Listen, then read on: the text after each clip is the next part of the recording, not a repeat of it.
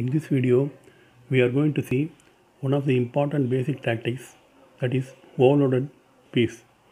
Overloaded piece is a piece that guards two pieces, or a piece and a critical square, or two critical squares.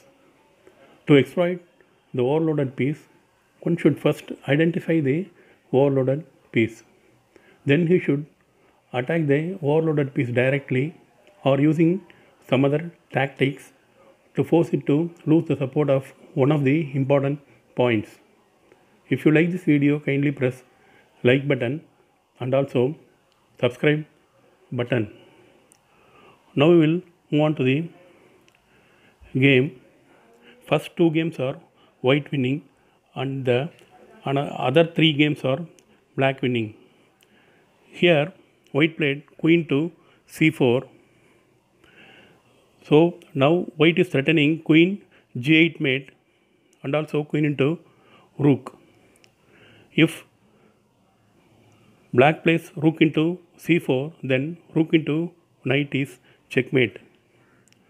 Or if he plays rook into rook or queen into rook, then queen g8 is checkmate straight away. Now moving on to the second position.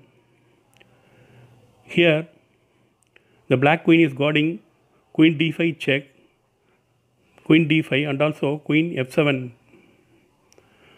So white played, so black queen is the overloaded piece here. So it is performing two duties at the same time. One can look to tactics for gain in such circumstances. So in interposing rook move, rook e7 forces black to resign here. So if queen into rook, then queen d5 check, queen f7 forced, now queen into queen is mate. So for rook e7, if black plays bishop into e7 or knight into e7, then queen f7 is made straight away. Now we will move on to another three positions where black wins here. Here the white queen is defending the mate on g2 and also rook e1 check. There is also a mate on h1 if the knight moves from g2. So combining this, black played rook e1 check.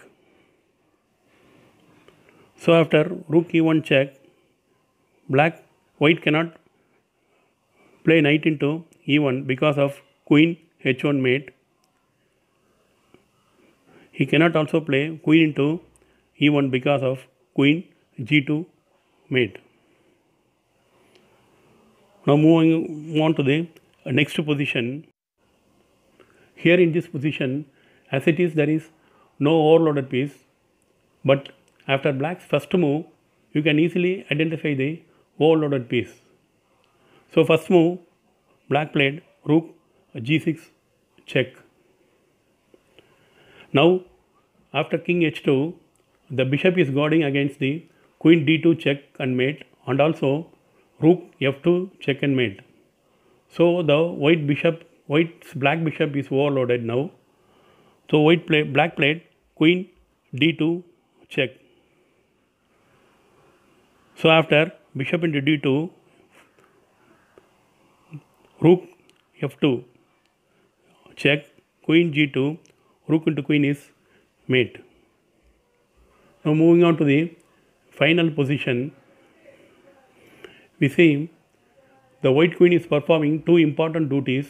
It is guarding the a2 square to prevent the invasion of the black rook and also supporting the bishop on f3. Suppose if black plays bishop into f3 check, then queen into f3, rook a2 attacking the h2, then white can defend it with rook d2. So it's white is winning here as he is having a piece up. So black played rook a2 first move.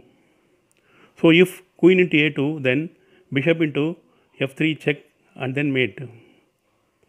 So you cannot play queen into a2. You cannot also play bishop d2, because after bishop d2, rook h6, threatening mate on h2. Even if bishop into h6, queen into h2 is mate. So bishop into d2 is not also available, and queen into a2 is not available. So white tried rook d2. So after rook into d2, bishop into d2, black plays rook f6, attacking the bishop second time.